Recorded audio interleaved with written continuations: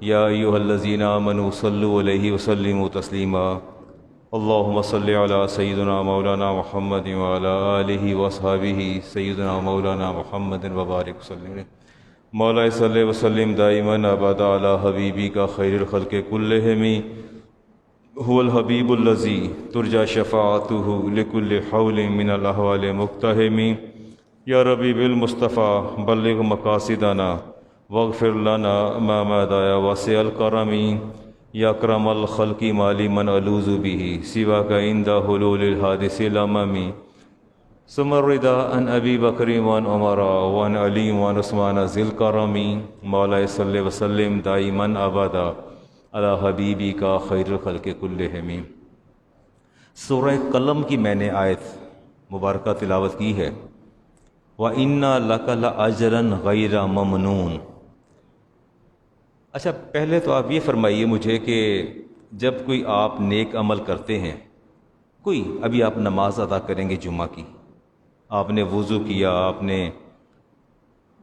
نماز ادا فرمائی، اجر ملے گا؟ At what extent? کب تک؟ وضو کیا، وضو کا اجر ملا، وضو ختم ہو گیا، باطل ہو گیا، اجر ختم، ایک لکھا جا چکا ہے۔ اب آپ یہ تھوڑی کہیں گے کہ میں نے جو وضو کیا ہے قیامت تک اس کا اجر جاری رہے گا، ایسا تو نہیں ہوتا۔ جو نیکی کرتے چلے جائیں گے، اس دفعہ زکوٰۃ دی ہے، اجر مل گیا، نیکسٹ ٹائم اس کو آپ بلاک کریں گے پھر اجر ملے گا؟ نہیں نا۔ زکوٰۃ آپ نے دے دی، اجر مل گیا، اگلے سال نہیں دی تو پھر بھی اجر ملے گا؟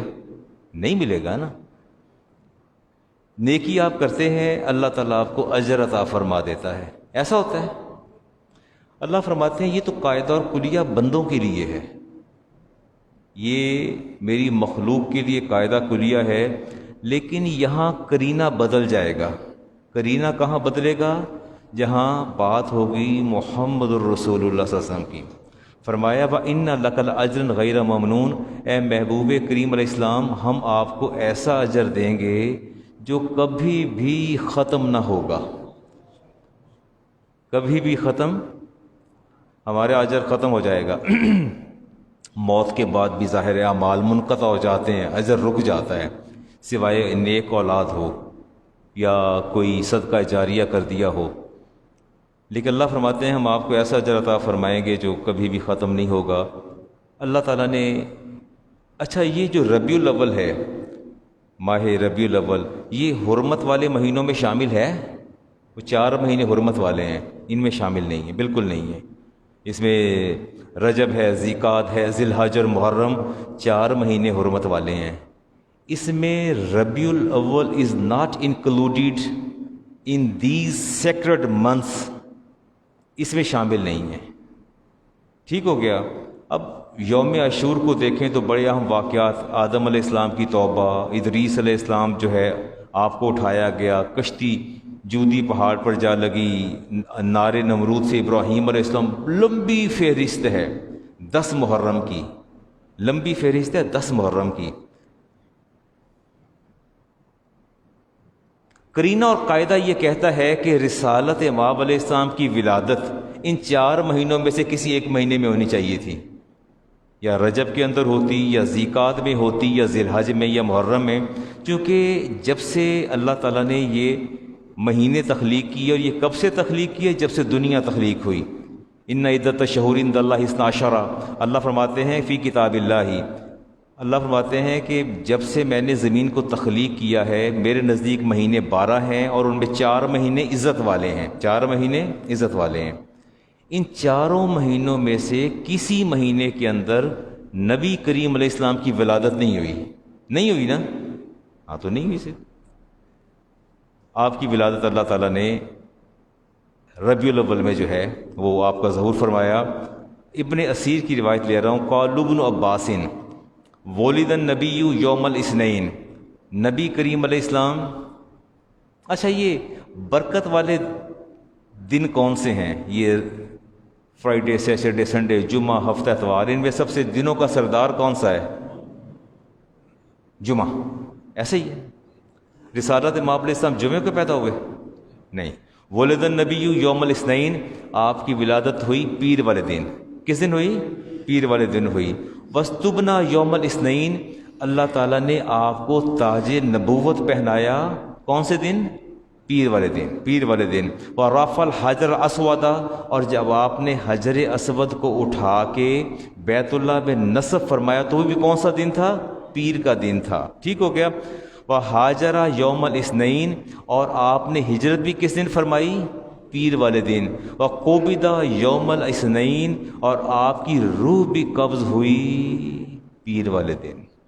آپ کرینہ دیکھیں نا آپ کہ دنوں میں سردار ہے جمعہ، دنوں کا سردار جمعہ ہے. اللہ تعالیٰ نے آپ کی ولادت کے لیے جمعے کا دن کا انتخاب نہیں فرمایا. 4 مہینے اللہ فرماتے ہیں میرے نزدیک عزت والے ہیں، اللہ نے 4 مہینوں کا انتخاب نہیں فرمایا. ٹھیک ہو گیا. حیرت کی بات نہیں ہے. ہمارے محدثین بڑی بحث کرتے ہیں اس پر. وہ کہتے ہیں کہ اصل میں اللہ تبارک و تعالیٰ نے اس لیے ایسا نہیں فرمایا تاکہ لوگ یہ نہ کہیں کہ عبداللہ کے فرزند محمد الرسول اللہ کو جو سعادتیں نصیب ہوئی ہیں وہ رجب کی وجہ سے، ذیقات کی وجہ سے، چونکہ برکت والے مہینے میں پیدا ہوئے ہیں، برکت والے دن پیدا ہوئے ہیں، لہٰذا اللہ نے آپ کو برکات جو ہیں وہ عطا فرمائی ہیں. اللہ تعالیٰ کو یہ بات گوارا ہی نہیں تھی کہ میرے محبوب کے کسی کمال کو زمان و مکان کا کرشمہ سمجھا جائے. اللہ کو یہ بات پسند ہی نہیں تھی کہ وہ چیزیں جن کو میں نے سیکرڈ کہا، جنہیں میں نے مقدس قرار دیا، کل کو کوئی یہ نہ کہہ دے کہ یہ زمان و مکان کو جو تقدس حاصل ہوا، جو عزت میسر آئی، نبی کریم علیہ السلام کو زمان و مکان کی وجہ سے آئی. چونکہ جمعے کا دن مبارک دن ہے تو لہٰذا اس لیے آپ کی ولادت بابرکت ہے. یہ 4 مہینے برکت والے ہیں تو لہٰذا اس لیے آپ کی ذات بابرکت ہے. اللہ رب العزت کی منشا یہ تھی کہ جس جگہ پر، جس مکان پر، جس زمانے میں، جس خطے میں جس کو بھی عزت اور سرفرازی میسر آئے وہ میرے محبوب کی نسبت سے میسر آئے. یعنی وہ زمانہ بھی بے مثل ہو جائے، وہ جگہ بھی بے مثل ہو جائے، وہ دن بھی بے مثل ہو جائے، وہ سب کے سب اگر انہیں عزت و مقام اور مرتبہ میسر آئے تو ذات مصطفیٰ کریم علیہ السلام کی وجہ سے میسر آئے.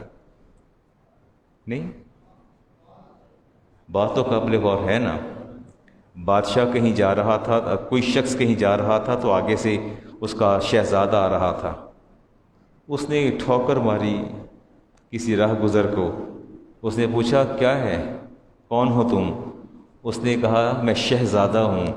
اس نے کہا شاہ تو تیرا باپ ہے، تو کیا چیز ہے؟ شاہ تو تیرا باپ ہے، تو کیا چیز ہے؟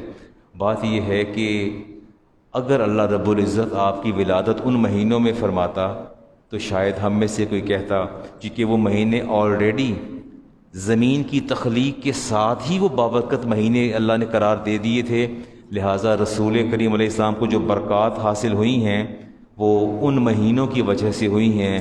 اللہ تعالیٰ نے بتا دیا کہ میرے محبوب کا وجود مسعود ہی جو ہے وہ باعث برکت ہے، اور اس جس کو عزت میسر آئی، وقت کو، دن کو، زمانے کو، وہ ساری کے ساری مکان کو عزت میسر آئی تو وہ ذات مصطفیٰ کریم علیہ السلام سے میسر آئی. چلیں یہ بات تو سمجھ آ گئی نا، یہاں تو ٹھیک ہو گیا نا. حکمت بتائی محدثین نے کہ اصل حکمت یہ ہے، یہ ربیع الاول ان اٹ سیلف اس کے اندر کوئی برکات نہیں ہے، ان اٹ سیلف، لیکن نسبت ہے رسالت مآب علیہ السلام سے. عیسیٰ علیہ السلام پر وہ خوان طعام نازل ہوا، مائدہ ہوا تھا، دسترخوان نازل.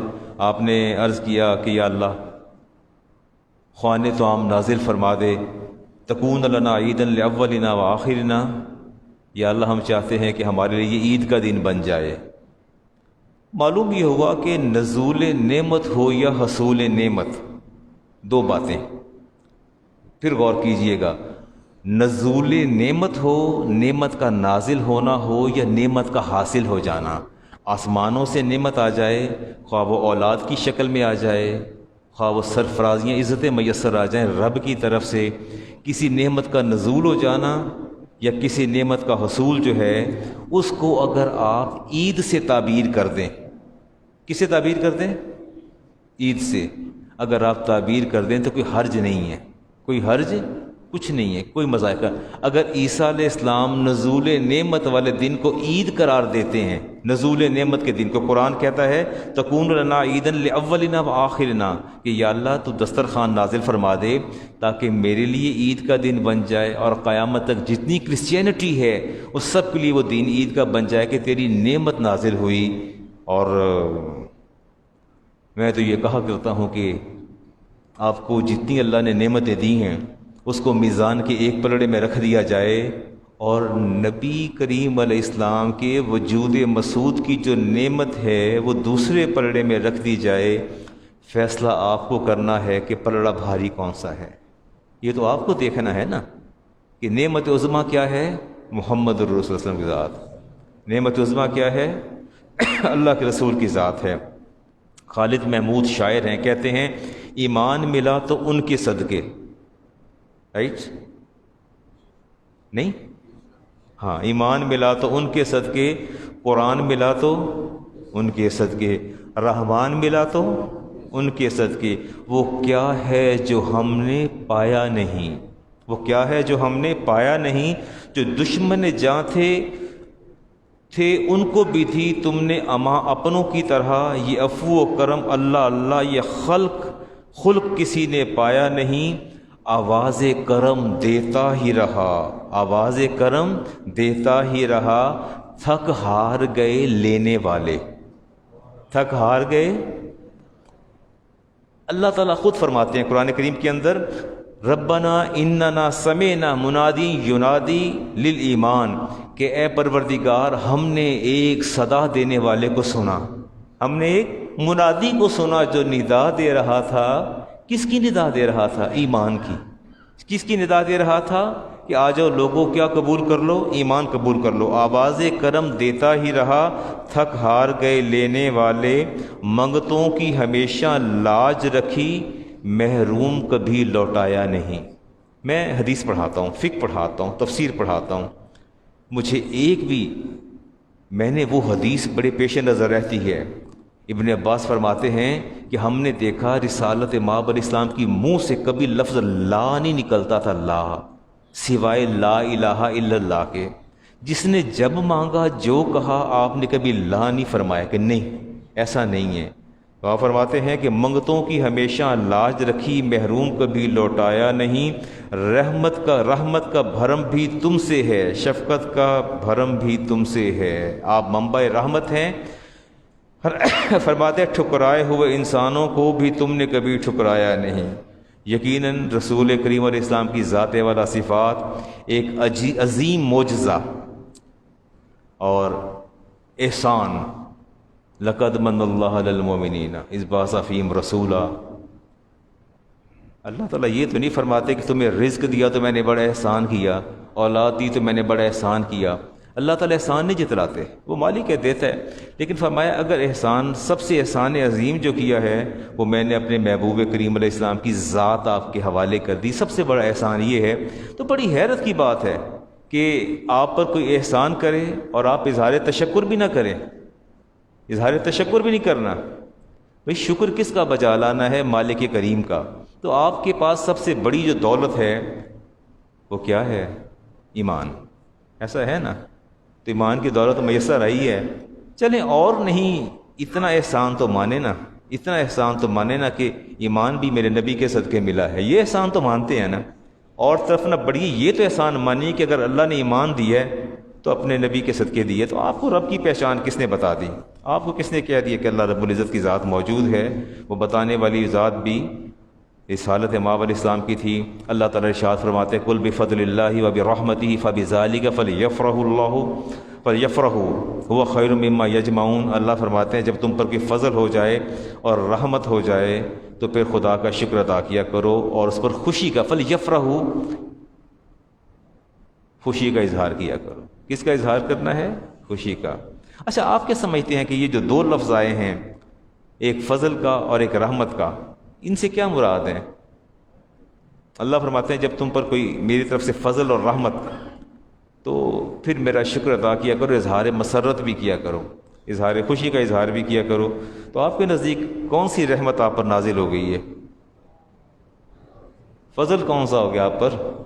ہاں اصل یہاں ایک گرامیٹیکلی ایک چیز ہے، عربک کے اندر سنگولر کے بعد پلورل نہیں آتا، اور عربک کے اندر ہماری انگلش میں، ہمارے اردو میں واحد کے بعد جمع آتا ہے، ایسا ہے؟ عربک میں ایسا نہیں ہے، اس میں واحد ہے، پھر تثنیہ ہے، پھر جمع آتی ہے۔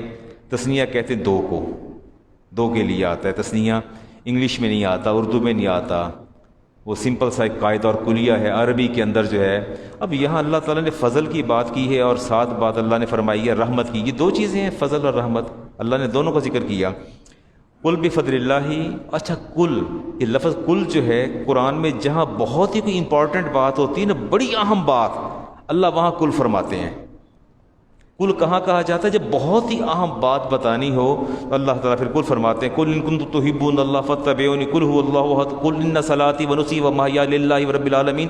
جہاں کل کا لفظ آ جائے، بہت ہی اہم بات ہو، اللہ اس کا آغاز کل سے فرماتے ہیں کہ محبوب کریم علیہ السلام، اگرچہ میں رب ہر بات ہی بڑی اہم کرتا ہوں، لیکن جو آپ کی زبان اطہر سے نکلے گی وہ اپنی اہمیت اور زیادہ اس کی بڑھ جائے گی۔ کل آپ فرما دیجیے، آپ فرما دیجیے کہ اللہ ایک ہے، اللہ ایک ہے، نہیں تو اللہ خود فرما دینا کہ میں ایک ہوں، تو میں نہیں، آپ فرمائیے کہ اللہ ایک ہے۔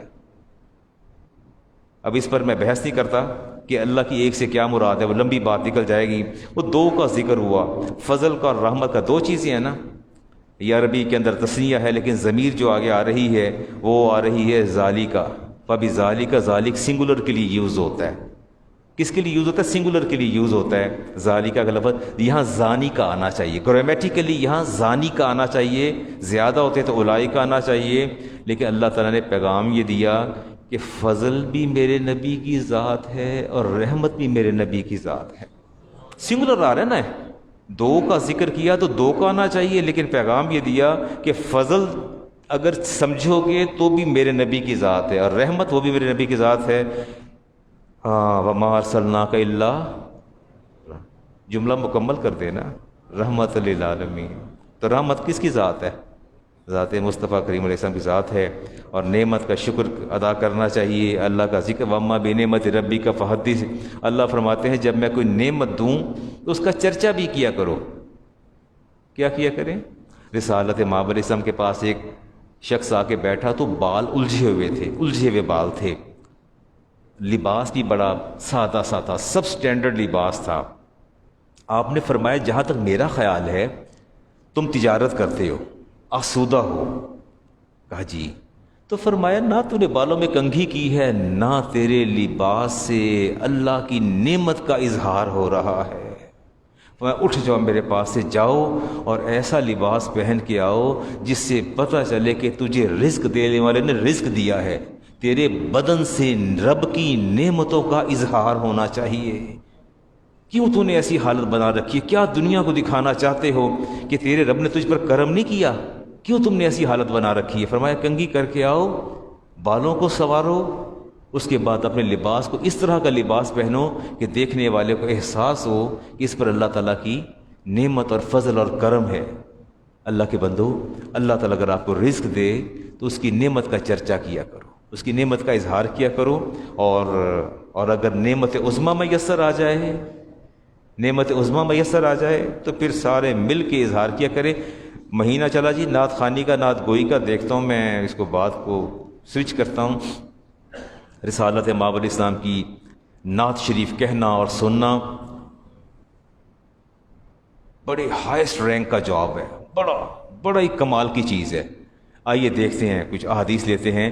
امام بخاری کی حدیث پہلے لیتا ہوں جی۔ عائشہ صدیقہ طیبہ طاہرہ فرماتی ہیں کہ رسالت مآب علیہ السلام فرماتی ہیں کہ آپ تشریف فرما تھے اور آپ نے حکم فرمایا حسان کو، حسان میں فرمایا ان روح القدس لا یزال یوجدک ما نافقت عن اللہ ورسولہ، فرمایا ہے حسان جب تک تم اپنے اشعار کے ذریعے اللہ اور اس کے رسول کی عزت کا دفاع کرتے رہو گے، جبریل امین تمہارے پہلو میں کھڑے ہو کے تمہاری تائید کرتے رہیں گے۔ بات سن رہے ہیں؟ فرمایا جب تک تم بصورت اشعار، شاعر تھے نا، فرمایا جب تک تم بصورت اشعار اللہ کی عزت کا دفاع کرو گے، اللہ کے رسول کی عزت کا دفاع کرتے رہو گے، تب تک جبریل تمہارے پہلو میں کھڑے ہو کے تمہارا دفاع کرتے رہیں گے۔ صدیقہ کائنات فرماتی قالت ما سمعت بشعر احسن من شعر حسان، فرماتی ہیں کہ میں نے حسان سے زیادہ اچھے اشعار رسول اکرم علیہ السلام کی بارگاہ میں ہدیہ کرتے کسی کو نہیں دیکھے۔ ولا تمثلت به الا رجوت له الجنہ، ایسے اشعار کہتے کہ جن کی مثال ہی نہیں ہوتی تھی، اور میں اسی وقت کہتی تھی کہ حسان جو ہیں یہ یقیناً جنت کے اندر جائیں گے۔ جب واقعہ افک ہوا تو حسان بن ثابت کے بارے میں کچھ جب صحابہ نے بات کی تو آپ نے فرمایا، صدیقہ فرماتی ہیں کائنات کی کوئی بات ان کے بارے میں نہ کی جائے، چونکہ میں نے خود جو ہے ان رسالت امام علیہ السلام کی تعریف و توصیف کرتے دیکھا، اور رسول کریم علیہ السلام نے امام بخاری کی حدیث 3338 نمبر حسان بن ثابت سے فرمایا، حسان یہ کفار یہ میری ہجو کرتے ہیں، میرے بارے میں برے اشعار کہتے ہیں، تو آپ بھی کچھ کہو نا، آپ بھی کچھ کہیے۔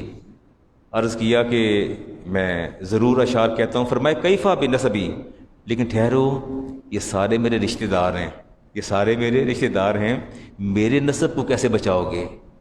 دیکھیں نا بات تو یہ ہے، اگر ایک بندہ اشعار میں میری تعریف کرے، میرے باپ کو گالی دے، تو کیا وہ میرے لیے قابل قبول ہے؟ نہیں ہے نا۔ میری نسل کو برا کہے، میری جنریشن کو برا کہے تو مجھے وہ قبول نہیں ہے۔ فرمایا اس کے بارے میں کیا کہو گے؟ عرض کرتے ہیں لا اسلنک منہم کما تسل الشعرۃ من العجین، میں آپ کی ذات کو ایسے باہر نکالوں گا جیسے آٹے میں سے بال کھینچ کے باہر کر دیا جاتا ہے، آپ کے نسب کی حفاظت میں ایسے کروں گا۔ فرمایا اچھا پھر ایک اور کام کرو نا، ذرا صدیق سے مشورہ کر لو، ذرا صدیق سے مشورہ کر لو، وہ علم الانصاب کے سب سے بڑے ماہر ہیں، نسب اور حسب کا علم جتنا انہیں اللہ نے عطا فرمایا کسی کو عطا نہیں فرمایا۔ اشعار کہنے سے پہلے صدیق اکبر سے اصلاح لے لینا، تاکہ تمہاری زبان سے کوئی ایسا کلمہ نہ نکل جائے جو میرے لیے باعث آزار ہو، باعث تکلیف ہو۔ اور آگے میں لیتا ہوں جی عبداللہ ابن عمر کی روایت لیتا ہوں، اور رسالت امام علیہ السلام جب روانہ ہونے لگے سفر پہ، آپ نے عبداللہ ابن رواح کو بلایا اور فرمایا کہ عبداللہ اگر آپ اچھا ہدی خوانی ہوتی ہے نا، یہ خاص لیک کے اندر اشعار پڑھے جاتے ہیں، جب یہ اونٹوں کا قافلہ چلتا ہے نا، جرس کی آواز آتی ہے، سم ٹائم یہ قافلہ کارواں جرس کی آواز پہ آگے بڑھتا ہے، سم ٹائم جو عرب جو ہیں یہ ہدی خوانی کرتے ہیں، کچھ اس لے میں اور سوز کے ساتھ بلند آواز میں اشعار پڑھتے ہیں کہ اونٹوں کی رفتار تیز ہو جاتی ہے۔ آپ نے فرمایا عبداللہ ابن رواح کیا یہ اچھا ہوتا کہ آج تم ہدی خوانی کرتے اور ہماری سواریاں تیز ہو جاتی، ہماری سواریاں تیز ہوتی۔ فقال فقط ترکت قولی، عرض کیا کہ میں نے تو اشعار کہنا چھوڑ دیے ہیں، میں نے تو اشعار کہنا، اچھا یہ ادب کا کرینہ دیکھیں آپ، عرض کرتے میں نے تو اشعار کہنا چھوڑ دیے۔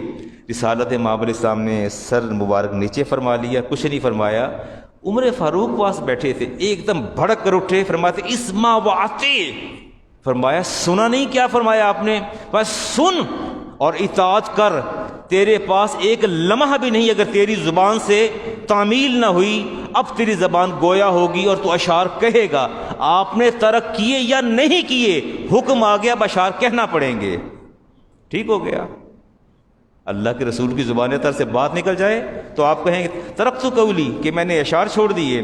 فوراً بولے اللہم لولا انت مہتدینا، یا اللہ اگر تو نے اپنے حبیب کو نہ بھیجا ہوتا ہم کبھی بھی ہدایت نہ پاتے۔ ولا تصدقنا ولا صلینا، نہ ہم صدقات کرتے نہ ہم خیرات کرتے۔ فانزل سکینۃ علینا، یا اللہ تو نے ہم پر سکون نازل کر دیا ایمان کی صورت میں۔ وثبت الاقدام ان لاقینا، اور جب بھی ہماری مڈ بھیڑ دشمنوں سے کفار سے ہوتی ہے تو یا اللہ تو ہمارا ہمیشہ بھرم رکھتا ہے۔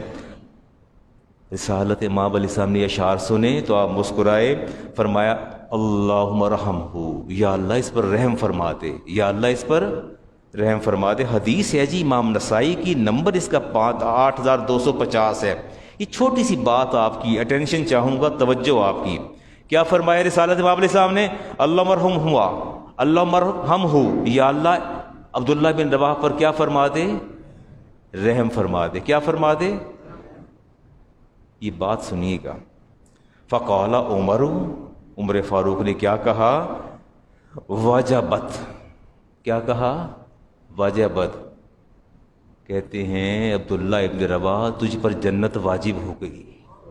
تجھ پر جنت نہ. مجھے ایک بات تو بتائیے، یہ جنت کی عطائیگی، جنت کا certificate and the decision of the paradise, کیا یہ سیدنا عمر فاروق کے ہاتھ میں تھا؟ اور وہ بھی اتنی جرت کہ امام الانبیاء کے سامنے اتنا بڑا کلیم اور دعویٰ کر دینا واجبت. فرمایا عبداللہ ابن رواح تجھ پر جنت واجب ہو گئی.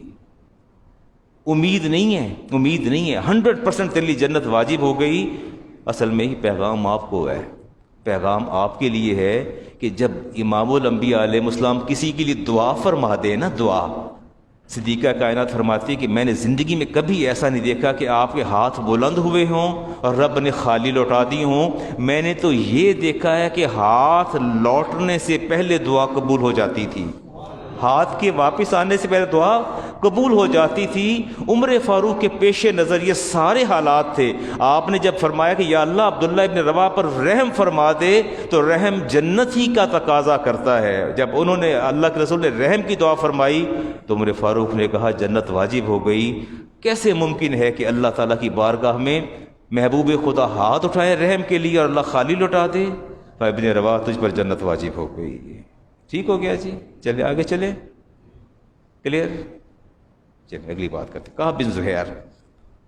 یہ بات اس لیے کر رہا ہوں کہ ربیع الاول آ گیا اور ظاہر ہے آپ نعت شریف سنیں گے بھی صحیح، نعت شریف کہیں گے بھی صحیح. اللہ تعالیٰ آپ کو حق سننے کی توفیق عطا فرمائے. مباح الدم تھے، ان کے بارے میں رسالت مآب علیہ السلام نے قتل کرنے کا حکم دے رکھا تھا. یہ اذیت کا باعث بنتے تھے اسلام کے لیے. رسالت مآب علیہ السلام کے بہت بڑے شاعر تھے. قصیدہ بانت جو ہے ان کا معروف ہے عربی کے اندر. دل میں خیال آیا، اللہ نے توبہ کی توفیق دی. اب وے آؤٹ کوئی نہیں تھا، کس کو لے کے جائیں، ریفرنس کیا لے کے جائیں. رات چھپ کے رسالت مآب علیہ السلام کے صحابی سفیر رسول سیدنا صدیق اکبر کی بارگاہ میں حاضر ہوئے، عرض کیا کہ میں اللہ کی بارگاہ میں توبہ کرنا چاہتا ہوں، میں ایمان لانا چاہتا ہوں. آپ نے فرمایا کہ تیرے تو قتل کا حکم دے رکھا ہے، تیرے تو قتل کا حکم ہے. اب خوف تو ہے نا، گورنمنٹ یا کوئی ہیڈ آف دا اسٹیٹ اعلان کر دے کسی کے قتل کا اعلان کر دے، ختم کرنے کا اعلان کر دے، آپ اسے کیسے لے کے جائیں گے؟ اور وہ بھی ہیڈ آف دی اسٹیٹ کے پاس، پاسبل نہیں. آپ نے فرمایا اچھا چل ایسا کر، چادر لپیٹ. وہ متلسم بے امامتی مکان العائد، امامہ باندھا اور باندھنے کے بعد رسالت امام علیہ السلام کی بارگاہ میں حاضر ہوئے.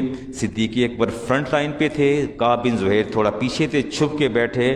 عرض کرتے ہیں یا رسول اللہ ھذا رجل یبایعک علی الاسلام. یا رسول اللہ یہ ایک آدمی آیا ہے، آدمی یہ آپ کے ہاتھوں پر بیعت کرنا چاہتا ہے. کیا کرنا چاہتا ہے؟ اس نے چادر لپیٹ رکھی تھی، پورا منہ چھپا رکھا تھا. رسالت مآب علیہ السلام نے فرمایا ٹھیک ہے، ہاتھ آگے بڑھاؤ. کعب بن زہیر نے امامہ اتارا اور پہلا لفظ کیا کہا؟ ھذا مکان العائز بک. یا رسول اللہ یہ جس جگہ میں پہنچا ہوں یہ تو مقام ہی پناہ گاہ ہے مجرموں کی، ظالموں کی، کافروں کی، مشرکوں کی. آپ کے دامن میں تو راحت، آرام اور رحمت اور پناہ ہی پناہ ہے. قریش جو ساتھ بیٹھے تھے پریشان ہوئے کہ یہ صدیق اکبر نے کیا کام کی ہے، بندہ چھپا کے لے آئے ہیں، اس کو تو ہم نے قتل کرنا تھا، یہ کیسے لے کے آ گئے ہیں. رسالت مآب علیہ السلام خاموش رہے. آپ نے بیعت فرما لی. فقلت خلوا سبیل اللہ بالکم، کہتے ہیں میرے راستے سے ہٹ جاؤ. فکل ما وعد الرحمن، جو اللہ کرنا چاہتا ہے کر گزرتا ہے. اور اس کے بعد انہوں نے فوری طور پر قصیدہ کہا، قصیدہ بانت کی بحر پر قصیدہ کہا. لفظ بولے نبیت ان رسول اللہ او آدنی، کہتے ہیں کہ میرے بارے میں اللہ کے رسول نے قتل کا حکم دے رکھا تھا. والعفو عند رسول اللہ معمول، اور آپ نے کہا کہ اللہ کے رسول کی ذات سے تو سوائے رحمت کی کسی بات کی توقع نہیں کی جا سکتی. ساری راحتیں اور پناہ گاہیں تو ذات مصطفیٰ کے پاس ہیں. جب کعب بن زہیر نے یہ بات کہی تو رسالت مآب علیہ السلام نے اپنی چادر مبارک اتاری اور کعب کے گلے میں ڈال دی.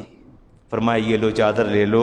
فَقَسَاهُ النَّبِيُّ بُرْدَةً، آپ نے چادر ان کے گلے میں ڈالی اور بنو امیہ اس چادر کو خریدا. پھر حضرت امیر معاویہ نے بنو امیہ کے جتنے خلیفہ آئے وہ جمعہ کی نماز خطبہ اسی چادر کو پہن کے دیا کرتے تھے.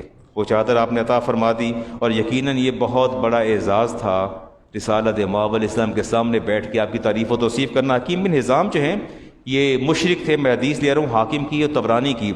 اچھا یہ میری تان جا کے ٹوٹے گی نعت خوانی پر، نعت گوئی پر، کہ آپ نعت شریف سنا بھی کریں اور اللہ تعالیٰ آپ کو ہمت اور توفیق عطا فرمائے کبھی کبھی بیٹھ کے تنہائی میں خود بھی کچھ کہہ دیا کریں، خود اشعار نہ کہہ سکیں کسی کے کہے اشعار کو دہرا لیا کریں۔ میں آگے حدیث آپ کے سامنے رکھنے جا رہا ہوں۔ حکیم بن حزام جو ہیں جی یہ مشرک تھے، ایمان ابھی نہیں لائے تھے۔ عروہ، حکیم بن حزام اسلام سے پہلے یمن سے ایک چادر آئی، بڑی خوبصورت چادر، یمن کی جو ہے وہ ایمبرائڈری بڑی فیمس تھی، ایمبرائڈری یمن کی چادر منگوائی، بہت خوبصورت چادر منگوانے کے بعد جب چادریں آئیں ایک سب سے پیاری چادر تھی۔ اب حکیم بن حزام سوچتے ہیں کہ یہ میں پہناؤں تو پہناؤں کس کو، سوچتے عقل کے اندر کوئی ایسی ذات سمائی نہیں جو اس چادر کے لائق ہوتی ہے، جس پر یہ چادر سج جاتی دھج جاتی۔ رسالت مآب علیہ السلام کی بارگاہ میں حاضر ہوئے، کہا یہ چادر آپ کے لیے ہدیہ ہے، قبول فرما لیجیے، اسے آپ زیب تن فرمائیے۔ فرمایا ان لا نقبل ہدیۃ مشرکن، فرمایا حزام واپس چلے جاؤ، اللہ کا رسول کسی مشرک سے گفٹ اور تحفہ لینا پسند نہیں کرتا۔ ٹھیک ہے، ٹھیک ہو گیا، چلے اس پر ڈیبیٹ نہیں کرتے، بات کو آگے بڑھاتے ہیں۔ اللہ کا رسول کسی مشرک سے تحفہ لینا پسند نہیں کرتا۔ عرض کرتے ہیں لے لیجیے، فرمایا نہ دینی نہیں میں نے کسی کو چادر، ذات آپ کی ہے۔ اچھا آپ ایسا کر لیں کہ اس کو مجھ سے خرید لے، مجھ سے پیسے لے لے، لیکن میرا دل مانتا نہیں سے کوئی اور اوڑے، یہ شال یہ چادر آپ ہی زیبتاً فرمائیں گے۔ رسالت مآب علیہ السلام نے پیسے دے کے چادر خرید لی، اور اگلی نماز میں جب تشریف لائے تو چادر آپ کے شانے پر تھی، اور بے اختیار حکیم بن حزام پکار اٹھے، فما رأیت احدا قط احسن منہ فیہ، خدا کی قسم میں نے اس سے زیادہ حسین کوئی نہیں دیکھا۔ اتنی چادر آپ کو اچھی لگ رہی تھی، لَكَأَنَّهُ الْقَمَرَ لَيْلَةَ الْبَدْرِ، لگتا ہے کہ بدر کی رات میں، اندھیری رات میں ایک اور بدر طلوع ہو گیا، اور اس سے پھر رہا نہ گیا۔ حکیم بن حزام سے شاعر سے بہت بڑے، فوری طور پر انہوں نے کہا ما ينظر حکام بالحکم بعد ما بدا واضح ذو غرۃ وحجول، فرمایا جب ایسا روشن چہرہ، ایسا چمکتے چہرے والے ایسے رخ انور کو لوگ جلوہ فروز ہوتے دیکھتے ہیں تو حسن و قبح کا حکم لگانا بھول جاتے ہیں۔ کرٹکس نقاد آپ کے دور میں بھی تو ہے نا، they decide who is Miss World. Do you know Miss World? The most pretty women in the world. They declare. نہیں مس ورلڈ نہیں دیکھتے فلاں مس ورلڈ بن گئی، فلاں مس ورلڈ بن گئی، دے ڈیسائڈ، وہ ان کی جیوری فیصلہ کرتی ہے۔ یہ لوگ حکم لگانے والے ہوتے ہیں حسن کے اوپر، اور قبح کہتے قباحت، بدصورتی کے اوپر حکم لگاتے ہیں۔ اور انہوں نے کہا خدا کی قسم آج اگر سارے اکٹھے ہو جائیں حسن اور قبح پر حکم لگانے والے، ڈیسیژن لینے والے، تو آپ فرماتے ہیں حسن مصطفیٰ کو دیکھ کے ان کی عقلیں جو ہے وہ معوف ہو جاتی اور مفقود ہو جاتی، وہ حکم بھی نہ لگا سکتے۔ اللہ نے آپ کو اتنا حسین چہرہ دیا۔ فضحک رسول اللہ صلی اللہ علیہ وسلم، نبی کریم علیہ السلام نے جب یہ حکیم بن حزام کا یہ کلمہ سنا تو آپ اس مسکرا اٹھے۔ وہ مسکراہٹ، حکیم بن حزام کہتے ہیں وہ مسکراہٹ نہیں تھی، نہ جانے وہ کیا مسکراہٹ تھی جو آپ کے چہرے پر تبسم آیا اور میرے جگر کو چیرتا نکل گیا۔ وہ کون سی قوت تھی جو مجھے کہہ رہی تھی کہو لا الہ الا اللہ محمد رسول اللہ۔ رسالت مآب علیہ السلام کی ایک مسکراہٹ نے ایمان کی دولت سے مالا مال فرما دیا۔ ابن عباس حدیث امام حاکم کی عرض کرتے ہیں، خریم بن اب اوس کہتے ہیں کہ ہم اکٹھے آئے رسالت مآب علیہ السلام کے پاس تو عرض کرتے ہیں یا رسول اللہ انی ارید ان امدحک، یا رسول اللہ میرا آج بڑا دل چاہ رہا ہے کہ میں آج آپ کی مدح کروں، آج آپ کی تعریف کروں۔ کہتے ہیں خریم بن اوس کہتے ہیں ہم سارے اکٹھے آئے، ابن عباس پاس بیٹھ گئے، کہتے ہیں یا رسول اللہ آج میرا بڑا دل چاہتا ہے کہ آج آپ سامنے تشریف فرما ہیں، کہتے ہیں امدحک، اور میں آپ کی مدح کروں۔ پتہ کیا جواب دیا اللہ کے رسول نے؟ عمران صاحب جواب سننے والے افتخار صاحب فرمایا فقال النبی علیہ السلام ہاتی لا یفدد اللہ فاقا، اے ابن عباس کہو جو کہنا چاہتے ہو، اللہ تعالیٰ تمہارے دانتوں کو اور تمہارے چہرے کو ہمیشہ سلامت رکھے۔ اللہ تعالیٰ تمہارے چہرے کے دانتوں کو ہمیشہ سلامت رکھے۔ فانشاء اللہ عباس، پھر عباس بولتے ہیں، کیا کہتے ہیں؟ فرماتے ہیں اپنے ابن عباس انت لما ولدت اشرقت الارض، فرماتے ہیں یا رسول اللہ جب آپ پیدا ہوئے تو آپ کی پیدائش سے ساری زمین روشن ہو گئی۔ ٹھیک ہے، کون کہہ رہے ہیں؟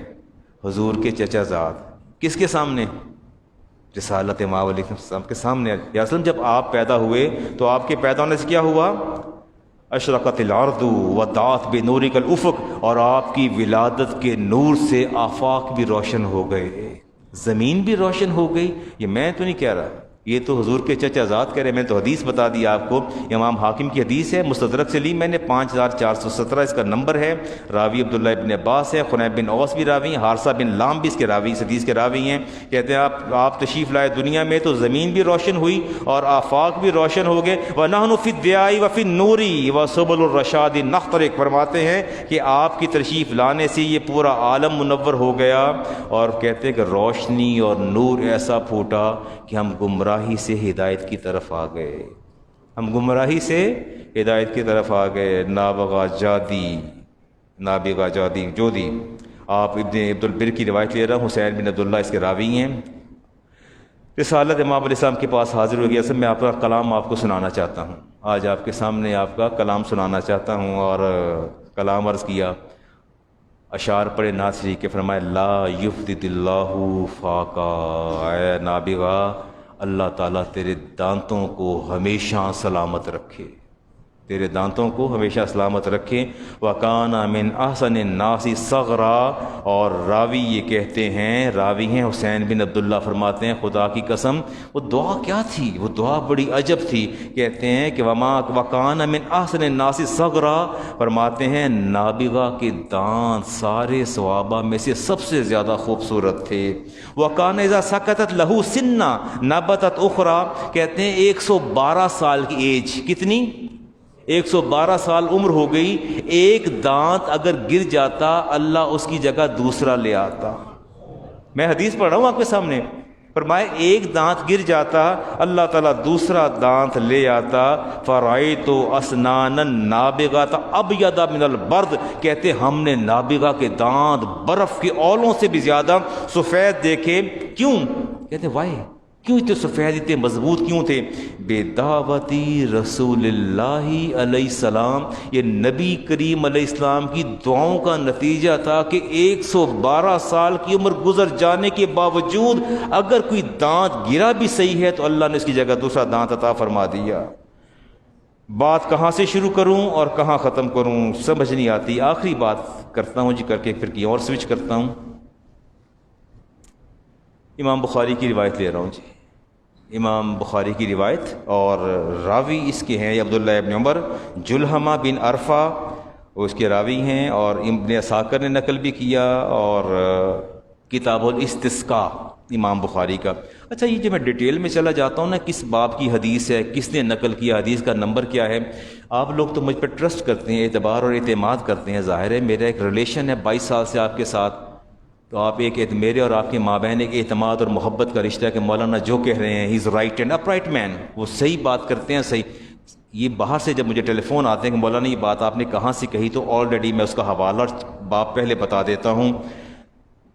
مکہ میں جب قحط پڑا اور لوگ حضرت ابو طالب کے پاس آئے، لوگ کس کے پاس آئے؟ کون تھے؟ حضور کے چچا۔ ان سے آ کے عرض کیا جی مدینہ میں، مکہ میں قحط پڑ گیا ہے اور شدت کا قحط ہے، چلیے دعا کیجیے، آپ بنو ہاشم میں سے ہیں، آپ دعا کیجیے۔ رسول کریم علیہ السلام چھوٹے سے تھے، بالکل 6-7 سال آپ کی عمر تھی، 8 سال عمر ہوگی آپ کی، بالکل بچے تھے۔ حدیث پاک امام بخاری کے الفاظ سنیے گا، ماہو غلام، آپ کے ابو طالب کے ساتھ حضرت ابو طالب آپ کی چھوٹے، ایک غلام کہتے ہیں لڑکے کو، لڑکے تھے، کأنہ شمس دجن تجلت عنہ سحابۃ، یوں باہر نکلے اپنے بھتیجے کے ساتھ، امام بخاری کے الفاظ ہیں، لگتا تھا کہ بادلوں کی اوٹ سے سورج نکل آیا ہے، اتنا حسین چہرہ، امام الانبیاء کا چہرہ اتنا حسین چہرہ کہ جب گھر سے باہر نکلے تو یوں لگ رہا تھا، اتنا تابندہ چہرہ، سب کے ساتھ آ رہے تھے جیسے بادلوں میں سے، بادلوں کی اوٹ سے سورج نے جھانک کے دیکھا ہو، اور آپ کے چہتے حضرت ابو طالب نے آپ کو پکڑا، فاخذہ ابو طالب فلسک ظہرہ بالقعبۃ، آپ کو پکڑا، بچے تھے نا، پکڑ کے کعبہ کی دیوار کے ساتھ آپ کی پشت کو لگا دیا، ٹھیک ہو گیا، پشت کو ساتھ لگا دیا اور کہا بیٹا ہاتھ کھڑے کرو، ہاتھ کھڑے کرو۔ حدیث پاک میں آتا ہے وَمَاءُ فِي السَّمَاءِ قَزَعَةٌ، فرمایا وہ ہاتھ کیا اٹھنے تھے کہ بادلوں کے ٹکڑے آسمان پر آ گئے، ٹھیک ہے، میں نے امام بخاری کی حدیث آپ کے سامنے رکھی ہے۔ حضرت ابو طالب نے فی البدی فرمایا تھا اب یدو یستسقی الغمام بوجہہ، فرمایا آج یہ بادلوں کا ٹکڑا آج برسنے کے لیے یہاں آیا ہے، تو آپ نے فرمایا یہ سفید گوری رنگت والے چہرے کے تصدق سے آیا ہے۔ یہ کس نے کہا؟ حضرت ابو طالب نے کہا۔ تو کیا آپ نے اعلان نبوت فرمایا تھا؟ نہیں فرمایا تھا نا، بچے تھے چھوٹے سے، اظہار نبوت نہیں فرمایا، فرمایا آج اگر آسمان پر بادل آئے ہیں تو آپ کی وجہ سے ہیں، فرماتے سمال الیتامی عصمت للارامل، اس لیے کہ یہ بادل اور آسمان بھی جانتا ہے کہ آپ یتیموں کے فریاد رس ہیں اور بیواؤں کا سہارا ہیں، آسمان بھی پہچانتا ہے۔ جب یہ ہاتھ اٹھے تو آسمان جو ہے اس نے بھی بادلوں کو حکم دیا کہ آگے بڑھو، یہ ہاتھ اٹھے ہیں، تمہیں برسنا ہے۔ ناز شریف کہا بھی کریں، پڑھ لیا کریں، سن لیا کریں۔ رسالت امام علیہ السلام نے اپنی موجودگی میں اشعار کہنے والوں کے لیے دعا فرمائی تھی، اللہ آپ کے دانتوں کو سلامت رکھے، میں آپ کا خطیب، کسی بھی کیٹیگری میں آپ مجھے شمار کر لیں، میں دعا کرتا ہوں کہ یا اللہ میرے یہ احباب اگر تیرے حبیب کی ثنا کریں، مدح کریں، تو یا اللہ ان کے چہروں کو ہمیشہ سلامت رکھنا، ان کے دانتوں کو، ان کے چہروں کو سلامت رکھنا، یا اللہ انہیں سلامتی والی حیات عطا فرمانا، ایسی حیات، اور ان کے چہروں کے نور کو کبھی بجھنے نہ دینا، یہ میں دعا کرتا ہوں جی۔ اللہ تعالیٰ میری دعا کو قبول فرمائے۔ اب میں علامہ اقبال کے اشعار چھوڑ رہا ہوں جی، کسی اور طرف چلتے ہیں، دیکھتے ہیں کہ مسائل دیکھتے ہیں، کوئی ہے 5-7 منٹ، دیکھتے ہیں کس پہ بات کرتے ہیں۔ انسٹالمنٹ پہ بات کر لوں، دیکھتا ہوں دونوں میں سے کوئی وائنڈ اپ کروں گا تیزی کے ساتھ۔ گریٹ ایشو مجھ سے میرا شو روم ہے، مجھ سے گاڑی لی 30 لاکھ کی، رائٹ، 2 مہینے بعد مجھے واپس بیچنے کے لیے آ گئے۔ یہ بات نہیں فالو کی آپ نے، یہ جو میں سکھا رہا ہوں یہی دین ہے، خدا را سیکھیے اس کو۔ مجھ سے 30 لاکھ کی گاڑی لی قسطوں پر انسٹالمنٹ پہ، 2 مہینے بعد مجھے بیچنے کے لیے آ گئے ہیں۔ کیا کہتے ہیں مولانا؟ گاڑی اپنی واپس لے لیں اور پیسے دے دیں۔ کیا دے دیں؟ پیسے دے دیں۔ میں انسٹالمنٹ کی بات سوئچ کر کے آگے چلتا ہوں جی، بات آپ کو سمجھاتا ہوں۔ آپ نے گاڑی قسطوں پر لی، اب اس کا مالک کون ہے؟ بات کا جواب نہیں دیتے آپ، تو پتہ آپ مالک ہیں نا۔ دیکھیں آپ نے 30 لاکھ کی گاڑی لی، 10 لاکھ آپ نے مجھے ایڈوانس دے دیا، گاڑی کے مالک آپ بن گئے، گاڑی آپ کی ہو گئی، مالک آپ ہیں، باقی رقم آپ پر دین ہے، قرض ہے آپ پر، آپ میرے مقروض ہیں، آپ میرے کیا ہے؟ You have to pay, you are indebted, آپ نے مجھے 20 لاکھ دینا ہے، 30 لاکھ کی گاڑی آپ نے مجھے لے لی ہے۔ اب وہ بات یہ ہے کہ وہ مقروض تو آپ میرے ہیں اور مجھے ہی وہ گاڑی آپ واپس کرنے کے لیے آ گئے ہیں۔ جب تک قسط اقساط انسٹالمنٹس پایا تکمیل تک نہیں پہنچتی، بے مکمل نہیں ہوگی۔ بے مکمل، بات کلیئر ہو رہی ہے؟ نیند نہیں آنی چاہیے، اللہ نے آپ سے بڑا حساب لینا ہے، جو کہ آپ ڈائریکٹلی اور انڈائریکٹلی انوالو ہیں انسٹالمنٹس کے اندر۔ نہیں تو آپ کی فیملی کے لوگ انوالو ہوں گے، وہ نہیں تو آپ کے فرینڈز انوالو ہوں گے۔ جب تک آپ قسطیں پوری نہیں کرتے، بے مکمل نہیں ہوتی۔ بے مکمل، آپ مقروض ہیں میرے، آپ نے 20 لاکھ میرا دینا ہے، مجھے ہی گاڑی آپ بیچنے کے لیے آ رہے ہیں، آپ مجھے گاڑی نہیں بیچ سکتے۔ بے اس وقت تک قائم رہے گی جب تک آپ انسٹالمنٹس پوری نہیں دے لیتے، جب تک آپ انسٹالمنٹس پوری نہیں دے لیتے، بے آپ کی اس وقت تک قائم رہے گی۔ ایک ہی چیز پر دوسرا عقد نہیں ہو سکتا، ایک ہی چیز پر دوسرا عقد نہیں ہو سکتا۔ عقد کہتے ہیں ایگریمنٹ، ایک ایگریمنٹ ہوا، 30 لاکھ کی گاڑی طے آئی میری آپ کی، پہلا ایگریمنٹ ہے، 10 لاکھ آپ نے دے دیا، 20 لاکھ آپ نے ابھی مجھے دینا ہے، ابھی اسی گاڑی کا پہلا ایگریمنٹ میچور نہیں ہوا، پہلی پروڈکٹ میچور نہیں ہوئی، اب آپ نیا اسی ایک پروڈکٹ کا، اسی چیز کا آپ دوسرے ایگریمنٹ کرنے آ گئے ہیں۔ جب تک وہ میچور نہیں ہو جاتا ایگریمنٹ نہیں کر سکتے۔ امام ترمذی کی حدیث، راوی ابی ہریرہ، حدیث کا نمبر 1231، ان ابی ہریرہ قال نہا رسول اللہ ان بیعتان فی بیعتہ، رسالت امام علیہ السلام نے ہمیں دو ایگریمنٹس کو ایک ایٹ اے ٹائم جمع کرنے سے منع فرما دی ہے۔ ٹھیک، کلیئر؟ نہ بولے کوئی بات نہیں، بیگم بلائے گی، اماں بلائے گی، پھر تو بولیں گے نا، میری پرواہ نہیں کرتے آپ۔ Clear point? آگے چلوں؟ یہاں تک کلیئر ہے؟ Just it is like a class room and I am delivering a lecture. آپ بات کا جواب، یہاں تک بات کلیئر ہے؟ ابھی سودا مکمل نہیں ہوا، آپ دوبارہ مجھے ہی بیچنے کے لیے آ گئے ہیں۔ کس نے منع کیا ہے؟ رسالت امام علیہ السلام نے۔ میں نے ابھی حدیث پڑھی ہے نا جی، یہ میں آگے اسی طرف جا رہا ہوں، آپ کی بات کی طرف آ رہا ہوں جی۔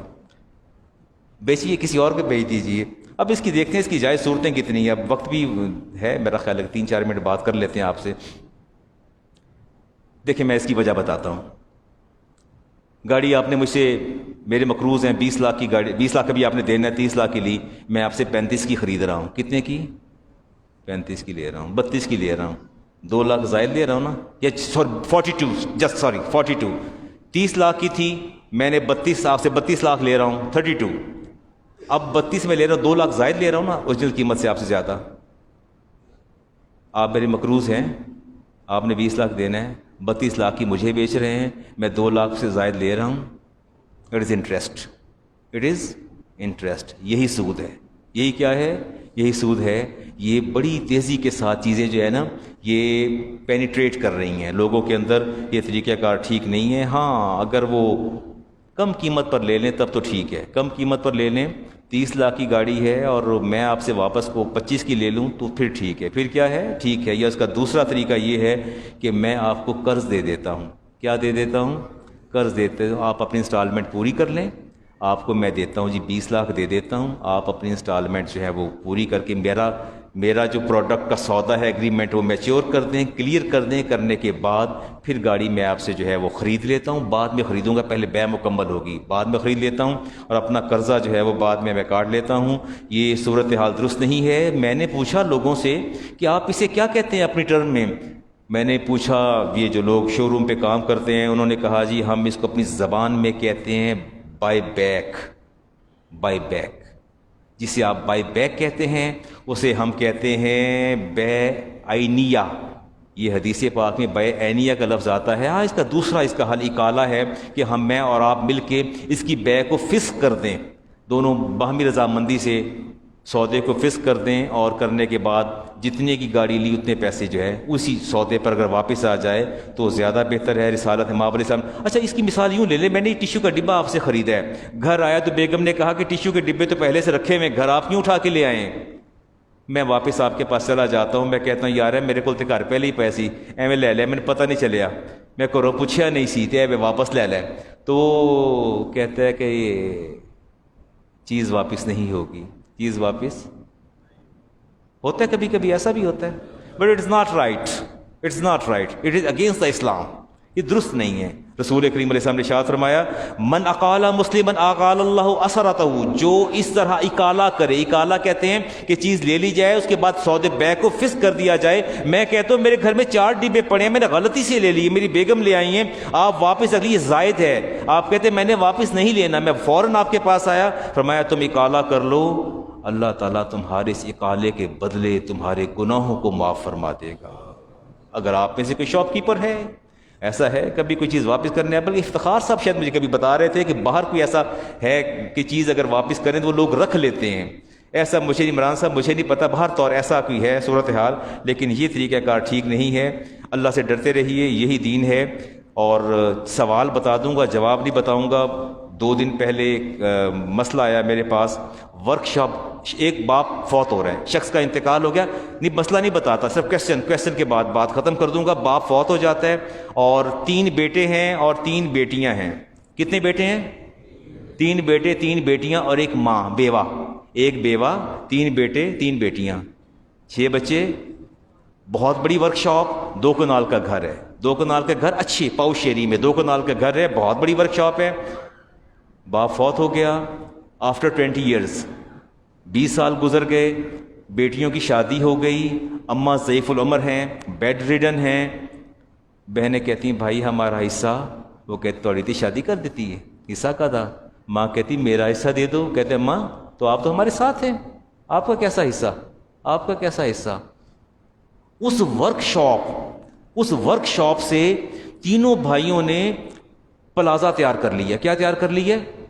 پلازا بھی کمبائن، تینوں کی مشترکہ پراپرٹی ہے، تینوں کی مشترکہ پراپرٹی ہے، پلازا تیار کر لیا، مشترکہ پراپرٹی ہے تینوں کی، تینوں بھائیوں کی۔